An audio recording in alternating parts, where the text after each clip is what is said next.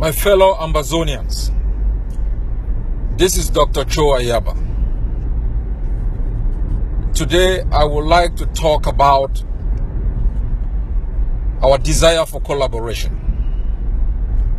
and the steps we must take as a people and as leaders of different organizations to make sure we build a collaborative tendency that is sustainable and that is rooted in the truth, reflective of the collective aspirations of the platforms that come together and the strategies that we all need as a people at this particular moment to rid our land of Cameroon.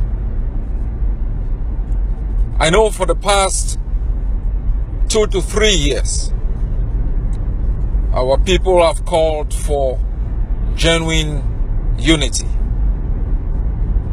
The conception of unity is very complex. It is not as simplistic as we all attempt to articulate.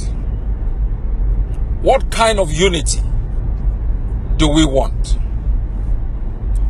Do we want the kind of absolute unity that is imposed from a top-down approach, where you have one king who rules over everyone? Do we want the kind of unity that Ahijo imposed on Ambazonia, where we didn't have a say, where an idea of unity was conceived by Yaoundé and simply forced down the throat of Ambazonians? Or do we want the kind of unity that is negotiated by the stakeholders as equal partners to its outcome? Ambazonians must now choose the kind of unity that they want. For more than 25 years, we have rejected any attempt by Cameroon to be the convener and the overseer of any platform of negotiation to end the occupation of Ambazonia. We have called rightfully that we need an international organization, an international partner that is neutral to oversee any negotiation with Cameroon. It's because of our experience, our history, and because the soonest cannot at the same time become the firefighter. I think sincerely, for us to achieve any level of meaningful collaboration, there must be an independent body, stakeholders put together to call all the leaders of the different platforms to sit around the same table as equals, negotiate a collaborative approach that is not only sustainable, but that is reflective of the collective aspirations of the different platforms. That is why the Canada Initiative, called by a group of Ambazonians from Chicago, Canada, United Kingdom, and China,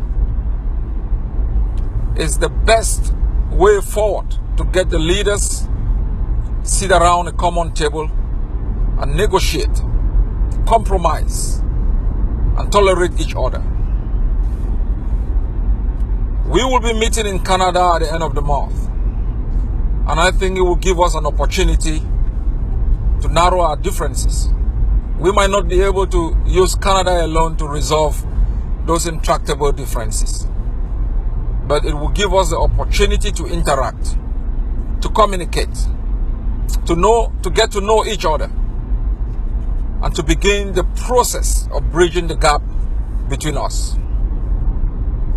That is why I have called on Dr. Sako to move forward his own conference until we meet in Canada. Canada will be the first step for the leaders to meet. We can now all attend Dr. Sako's broad-based consultative conference after we must have at least agreed on some minimum standards on how we want to work together. If we move forward with Dr. Sako's idea, we will be entering a broad-based consultative conference with outsiders speaking and singing from different hymn books. It will not help. So I have appealed to Dr. Sako in private, and I like to do this in public, to move forward the consultative conference. Let us meet as leaders first, begin the tenuous journey of bridging the gap between us. And I can promise him and every Ambazonian that all of us, the leaders, will now move to Washington, at least having accepted a broad-based framework on how to work together, and use Dr. Sako's conference to cement that broad-based framework. It is a unique opportunity for us to begin this journey together, overseen by an independent body of activists constituted together to make sure that they can facilitate the process of us working as a common people. God bless you all. God bless Ambazonia.